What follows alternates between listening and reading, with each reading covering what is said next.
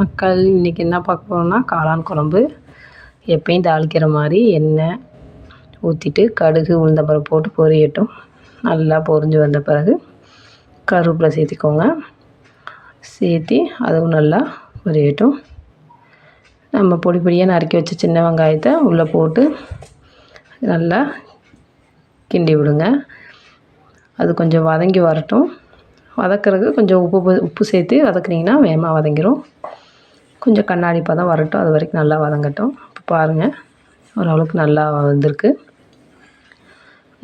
ஒரு நிமிஷம் ஒரு செகண்ட் நல்லா வதங்கினதுக்கப்புறம் காளான் குழம்புக்கு தேவையான அரைச்சி வச்ச மசாலா ரெடியாக வச்சு நான் அரைச்சி வச்சிட்டேன். அந்த மசாலா உங்களுக்கு அது ரெசிபி வேணும்னா தனியாக கேளுங்க, நான் தனியாக ஒரு வீடியோ போடுறேன்.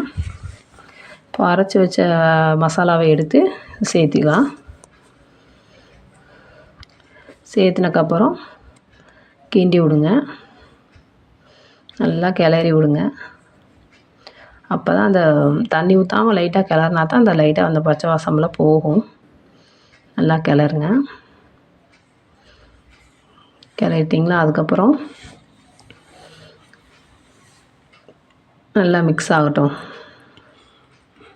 ஓகே, ஓரளவுக்கு நல்லா ரெடி ஆயிடுச்சுன்னு நினைக்கிறேன். இப்போ காளானை கழுவி வடித்து வச்ச காளானை தண்ணி வடித்ததை எடுத்து அதில் போட்டு மசாலாவோட மிக்ஸ் பண்ணுறோம். அப்போ தான் அந்த மசாலா அந்த காளானில் நல்லா ஒட்டும். நல்லா கிளறி விடுங்க. நல்லா கிளறி அந்த காளான்லேயும் மசாலா நல்லா ஊறணும். அப்போ தான் நல்லா கிளறினா தான் அந்த மசாலா உள்ளே போய் அந்த காளான் கூட செட் ஆகும். தேவையான அளவு உப்பு போட்டுக்கோங்க. எனக்கு தேவையான அளவு நான் போட்டுட்டேன். உங்களுக்கு இது பத்தலை அப்படின்னா நீங்கள் போட்டுக்கலாம். உப்பு போட்டு நல்லா கிளறி விடுங்க. கிளறிட்டிங்களா?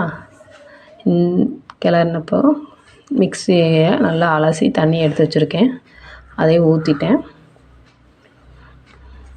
எனக்கு கிண்டி பாருங்கள். இன்னும் கொஞ்சம் கெட்டியாக இருந்துச்சுன்னா இன்னும் கொஞ்சம் தண்ணி ஊற்றிக்கோங்க.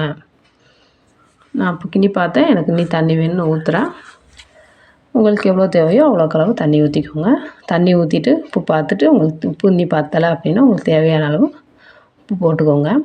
அது நல்லா கிண்டி விட்டு கொதி வரட்டும். ஏன்னா நம்ம கொதித்து அது வற்றும்போது நம்மளுக்கு சுண்டிடும். அதனால் தேவையான நல்லா தண்ணி ஊற்றிக்கோங்க. ஓரளவுக்கு தண்ணியாக இருக்க மாதிரி தண்ணி ஊற்றிக்கோங்க. இல்லை எனக்கு தண்ணியாக தான் வேணும் அப்படின்னா நீர் ரொம்ப தண்ணியாக தேய்ச்சிட்டு அது கொதித்து வற்றும்போது இன்னும் கொஞ்சம் அவங்களுக்கு கரெக்டாக அந்த கன்சிஸ்டன்சியில் வந்துடும். கொதிக்குது நல்லா. ஒரு 5 மினிட்ஸ் ஒரு 10 மினிட்ஸ் கொதித்து முடித்த பிறகு இப்போதான் கெட்டியாக இருக்கும். கொத்தமல்லி தழை போட்டு இறக்கிட்டிங்கன்னா சுவையான காளான் குழம்பு ரெடி. சிக்கன் குழம்பாட்டம் இருக்கும்.